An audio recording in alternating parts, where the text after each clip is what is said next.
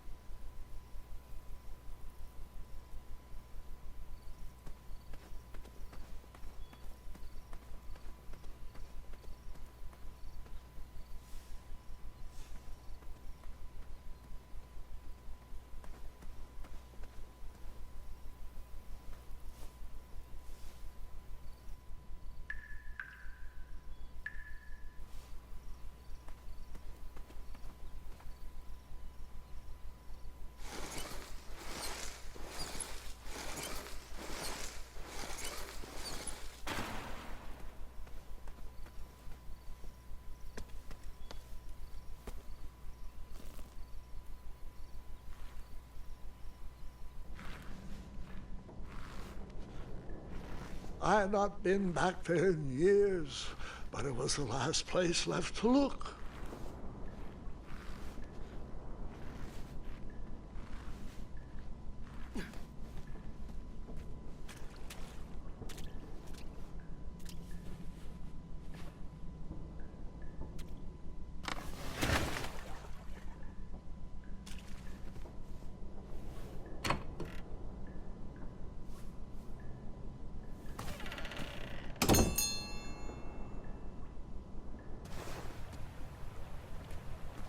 It was not exactly as I remembered it, but it wasn't all that different either.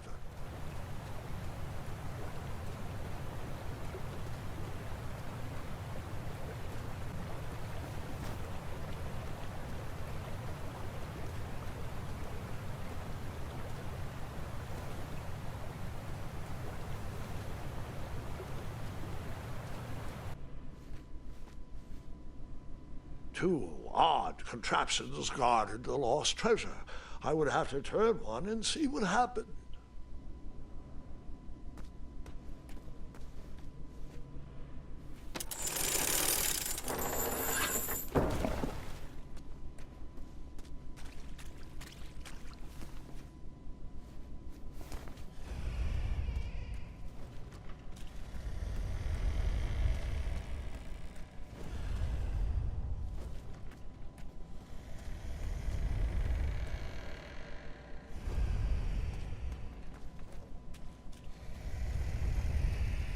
Even though the bed was very comfortable, this was no time to hide under the covers.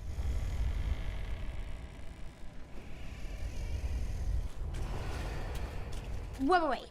Hold on, Grandpa. I don't remember this part of the story. Beds hanging from stalactites? We'll get there, Gwendolyn. Don't worry. No detail in this story will be overlooked. Now, where was I? Ah, yes. As I treaded through the river of rumbling trundles, I feared I knew the source of that deafening wind.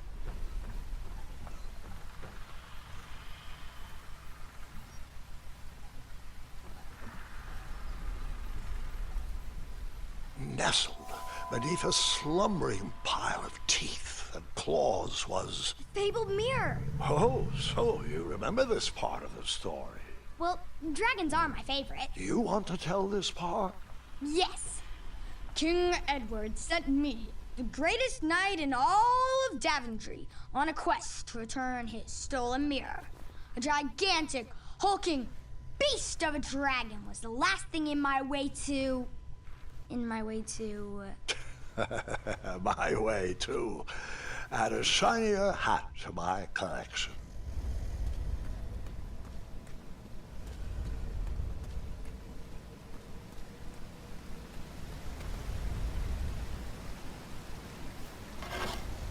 I tried to turn that crazy contraption, but it was missing a handle. Someone tampered with it, creating some silly conundrum.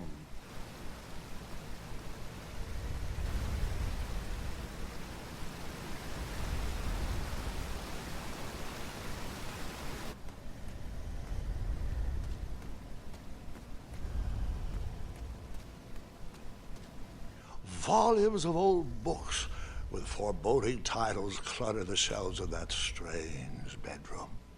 How to Tame a Dragon, breaking the spirit of hideous beasts. Amateur spells to impress your friends with. No books about recovering missing handles, though.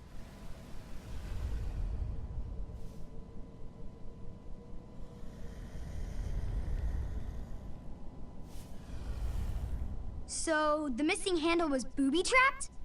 What did you do? Well, I used my cleverness to outsmart the trap.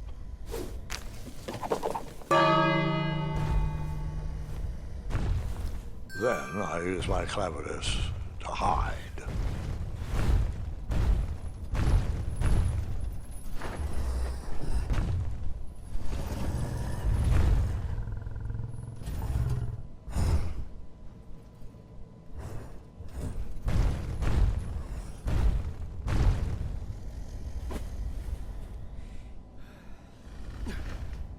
Luckily, that half-blinded beast never noticed me in bed. A dragon's eye must be really hard to pierce with an arrow. At archery lessons, I can barely hit a hay bale. It is indeed a feat only for skilled archers. I tried to turn that crazy contraption, but it was missing a handle. Someone tampered with it, creating some silly conundrum. What did you use to fix the brook?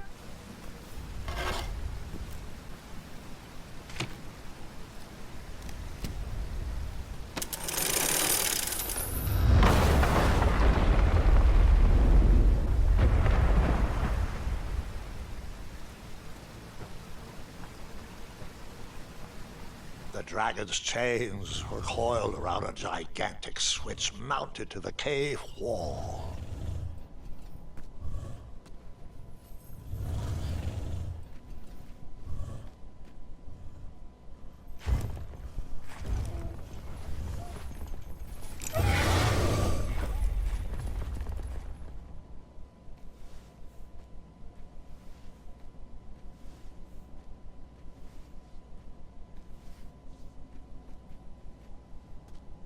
After he briefly basked in the sun, the narcoleptic dragon went back to snoring.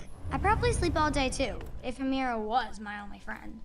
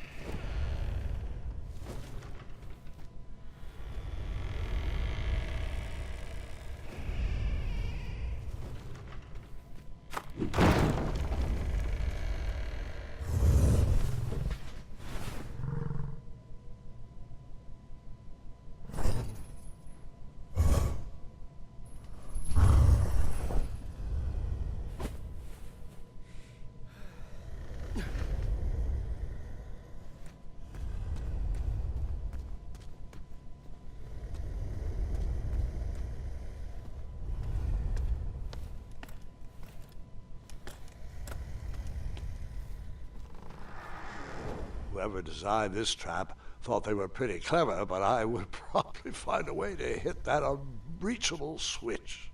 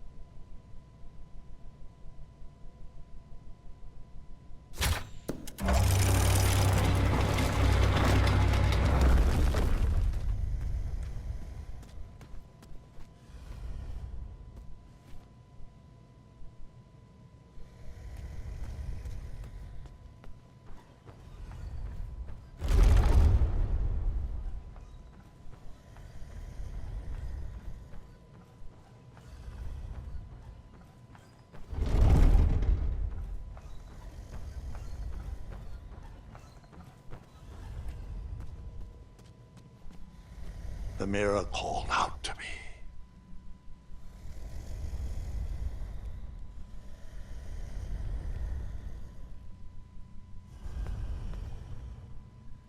A ridiculous feeding contraption was cobbled together to keep the beast and probably its owner alive.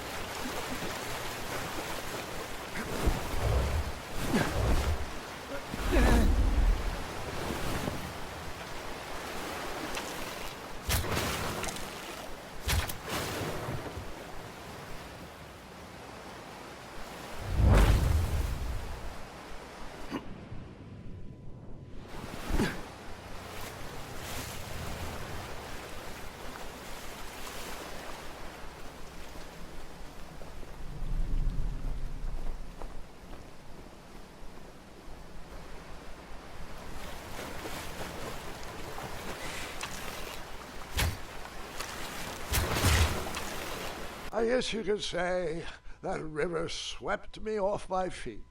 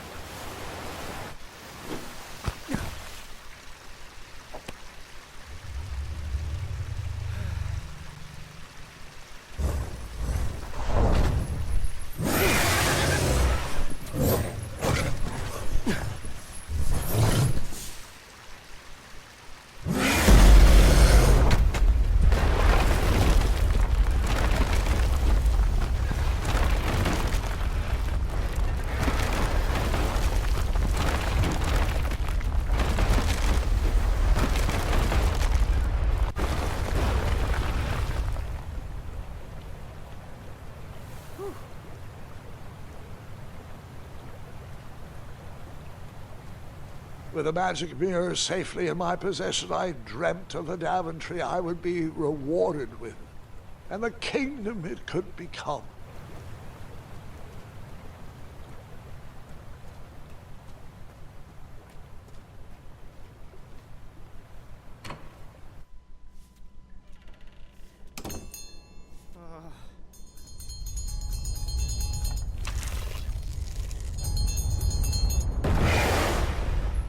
In that split second, I had three choices in front of me.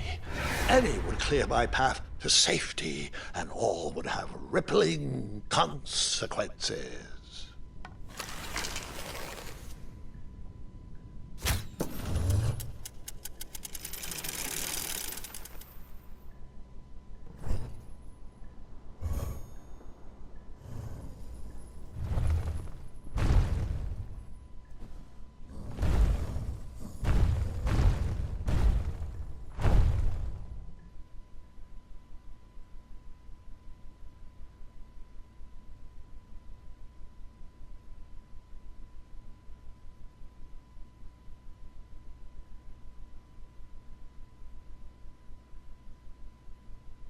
My hands were shaking and my arms could barely grip the rope, but with the last of my strength, I climbed out of the well and headed back to the castle. Ever since the magic mirror returned, its reflections have warned the kingdom of danger, kept our family safe, and it has exposed many troublesome crumbs tangled in my beard. Yeah. King Edward was so proud that you returned his lost treasure that he made you king. Everyone knows that part. Now, can we get back to that dragon? Gwendolyn, there is so much more to my stories than dragons. I hope this old cap will be remembered for far more than the action tattered across its brim, sewn into the seams of many hidden adventures. All right, let's get back to the dragon. Tell me everything. Like, why did you set the dragon free even though he was trying to eat you? I set him free because, well, over the years I realized that the dragon was not the despicable, hideous beast Daventry had made him out to be. He was just a caged animal that was never shown any kindness. On that day, I forgave the dragon for his atrocious past. You have such a bizarre way of making friends, Grandpa. I guess I do too. I'm known as Gwendolyn the Popular back home, but only to my stuffed bunnies. I've always found it best to pursue friends where I can, though they don't always feel the same about me. All right, you two. Grandpa needs to rest. Gwendolyn, it's way past your bedtime. Sleep well, Grandpa. I'll be back first thing in the morning. I don't need rest. I'm as spry as I've ever been, though I wouldn't mind a slice of magic fruit.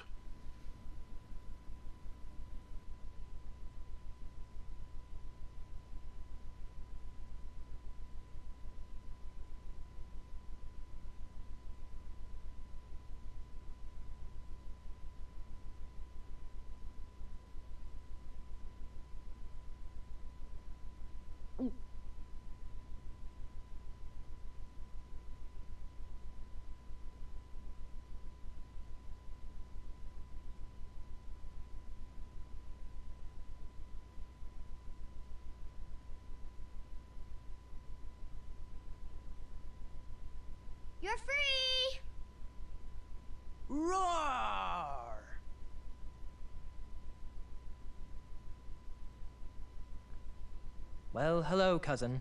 Gart! I'm glad you're finally here. He's been asking about you for days. I had to sit through the same story 5 times. We got here as fast as we could. And I like Grandpa's stories, especially the ones with dragons. Ah, yes, the legendary beast that he set free. I don't know if he forgets I've heard that story before or he doesn't care, but he loves telling it to anyone that will listen. I'm pretty sure I heard the nursemaids telling his same jokes in the hall. Have you heard anything the doctors are saying? Yes, doctors, wizards, magic elves. Grandfather is fine, Gwendolyn. They all say the same thing. He's just old. He still has a few good years left. Look, we're all excited that your family made the trip, but there's no need to worry. You should get some rest. I'm sure you're scheduled for a full morning of Grandfather's hilarious ramblings. Oh, I'm also scheduled for the tournament tomorrow. Ah, yes, the fencing tournament. You'll love it. I'm, of course, favored to win and will make sure you have the very best seat to view my victory. The courtyard will be filled with important people and delicious hors d'oeuvres. Oh, I'm actually competing in the tournament. I had no idea we were hosting a junior tournament. That's incredible. In that case, I will gladly be there to cheer you on and eat delectable appetizers. Nope, no junior tournament. I'll be squaring off against you. I see. Well, perhaps this is the time to stop listening to stories and finally make some of your own. Good night, Gwendolyn. Sleep.